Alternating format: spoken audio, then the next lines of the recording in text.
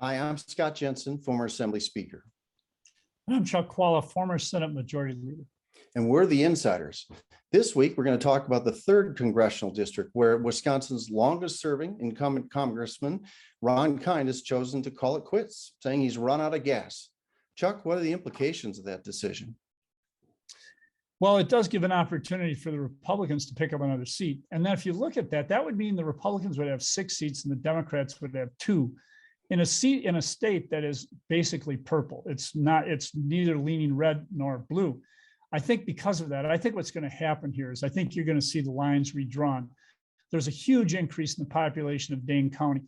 I think you're going to see the 3rd Congressional District come farther to the south and to the east.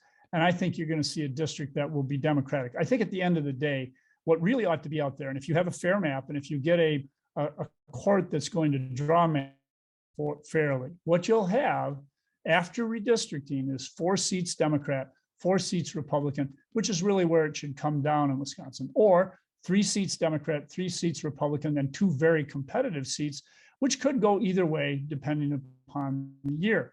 I still think that Ron Kind's district is a pretty Democratic seat, even though it's been closer lately with the Trump candidacies out there. I still think that this is a seat that will stay Democratic in the long run, even if there aren't a lot of changes in the seat. I think that the Republicans have seen their high watermark and are beginning to see the fissures that are created when you have an entity like Donald Trump, who is dragging people farther and farther kind of to the far right of the Republican Party and losing some of those suburban people out there.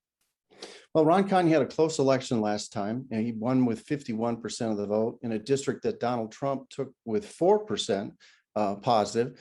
And this race really reminds me, or this situation really reminds me of what happened with David Ovey many years ago in the 7th Congressional District, where he could sense that the things were changing, and the congressman chose, rather than to face it, what is likely to be another tough election, to say, I've served enough. 24 years is a long time to have served my state. And he's kind of run out of gas. And that's pretty much what Ovey had said after an even longer tenure in the North. What followed that, though, was the Republicans took the seat. And I think that's likely to happen here. The seat is trending Republican. And even if some votes are added from Dane County, I don't think that's going to be enough to undermine that. It's probably likely to make it closer to a 50-50 race. But again, with it being a non-presidential year, usually the Republicans, or the party out of power from the White House, does much better in that year. This will have national implications, which is something I don't think we've talked enough about here in Wisconsin. This does make it easier for the Republicans to take back control of Congress in an off-year election.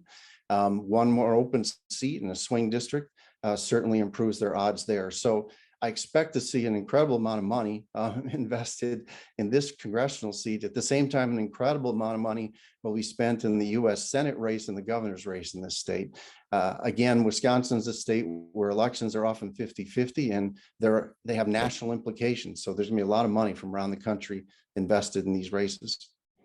I would not be surprised to see Brad Pfaff be the Democratic nominee. And Brad has a tremendous presence already, not only from having been in the state Senate, but also from his service with Ron Kind and as a state agriculture secretary. I think that Brad would be the perfect candidate for this. There may be others who will get involved in the race, but I think if he's the candidate, and given what the possibilities are for redistricting, I think that this will remain a Democratic seat. I think the big question next year will be, can Democrats pick up another seat? And that all depends upon whether fair lines are drawn. But I do think in this case, this is a good chance for Democrats to maintain the seat. Well, you're putting a lot down on redistricting, and there's no reason that the court has to come to a 4-4 answer, even though the state is 50-50, because maps are drawn based upon geography, and Democrats are heavily concentrated in 2 congressional districts in Wisconsin. That's why the other 6 are either competitive or lean Republican.